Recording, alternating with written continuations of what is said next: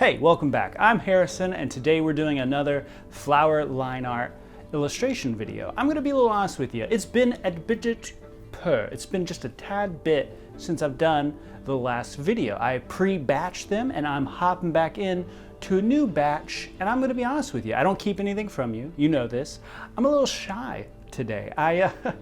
And you're gonna feel that in the video, and I chose a little bit of a simpler flower shape to illustrate because I feel the rust forming on my elbows, on my joints, on my hands. It's been a bit since I did another illustration. So forgive me, but enjoy. Here we go.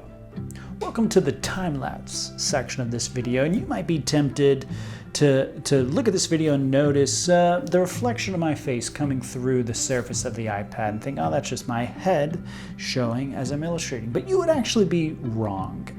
That is not my reflection. That is instead my subconscious self coming through the surface of the iPad, and it's vying for control over my being, and it wants to make major life decisions based off of emotions like fear and insecurity, and we're just not gonna let him do that today. We're gonna pay attention, be very conscious that he is there, ever present, watching us illustrate on this little desk, but we're just gonna acknowledge he's there and move on to this lovely little flower, which, as you can tell, is a vacation flower. I call it vacation flower because it's so geometric, it's so flat, it's just so simple.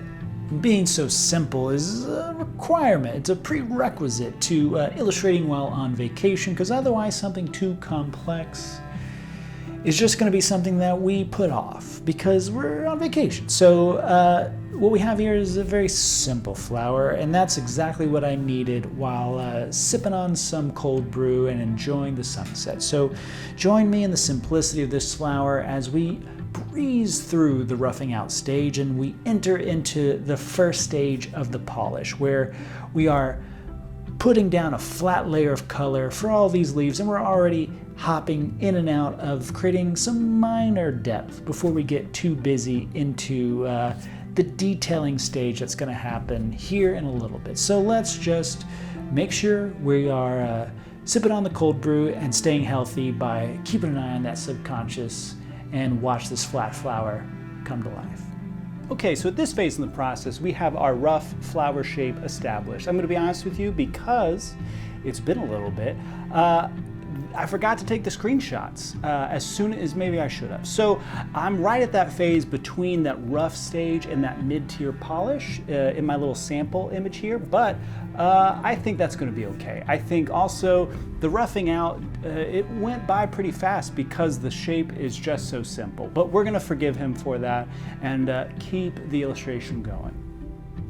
So at this point I am starting to transform these balloony looking leaf shapes into more believable leaves by pushing and pulling a little bit of tone and value in the subtlety of the leaves, while also giving them these veins. And as you notice, I hop back and forth because if you're anything like me, then you're susceptible to getting too tunnel vision on one little corner, perfecting it, and then zooming out to move on to the other part of the illustration, and then realize, oh, this is not consistent at all. So for the sake of consistency, I go against the grain of my natural habits, and I make a note to hop all over the place, to push and pull with the values and the shading, but also to do the detailing lines by creating these veins. So I recommend this process. I couldn't recommend it enough if you're like most open-ended type of artists and you have a tendency to get a little too focused on one aspect at the risk of losing the whole piece. So join me in becoming a better person by practicing better illustration habits. Okay, at this point in the process, I have my polished flower ready for you, ready to be objectively broken apart. You tell me, do you love it, do you hate it, or are you as bashful as I am right now about it? So I'm about to hop into the line art pieces, and they are just as rusty as the illustration pieces. Everything was a reminder in this process. It's one of those days where it's good because I did it and not necessarily because it's perfect. And if you couldn't tell, that's most of my days here. And I think if you'll forgive me, they're gonna keep being that way. And regardless, I like this flower. I think it looks good. I think the colors are pretty nice. And you know, if you hate it, my heart's gonna be broken. So if you love it, then let's keep watching. Yes, the lines, here we go. So because this flower was so flat, it's so geometric, I felt like the lines needed to pierce right through that. The flower isn't growing anywhere. We're just looking at it head on. And so therefore we need something very vertical to cut right through that. And you'll see here in a second, I'm experimenting with lines. And of course, I want it to be interesting. I want it to be more than just straight up and down lines, but it's always a dance, if you will, between interesting looking lines and just a hot mess. So I think I always run to the cliff that is too many lines, and then I back off just a little bit. But I need to see the ocean of messiness in order to know that I've gone far enough and I can start trimming it back down. So what you're seeing here is that process of adding, subtracting, and then calling it a day. And again, these lines aren't playing well with the illustration. They aren't going through in and out of it. They are just overlaid on top, straightforward. You know, they're a little selfish, but they're allowed because frankly, it's vacation time. So vacation lines get a pass.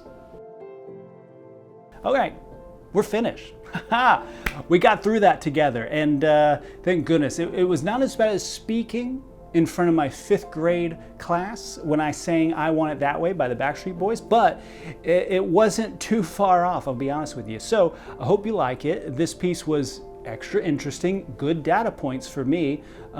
Never stop practicing, otherwise you lose the skill a little bit. And if today proved anything, it proved that I've lost a little bit of my touch. But either way, I'm still here. I hope you will be next time. See you then.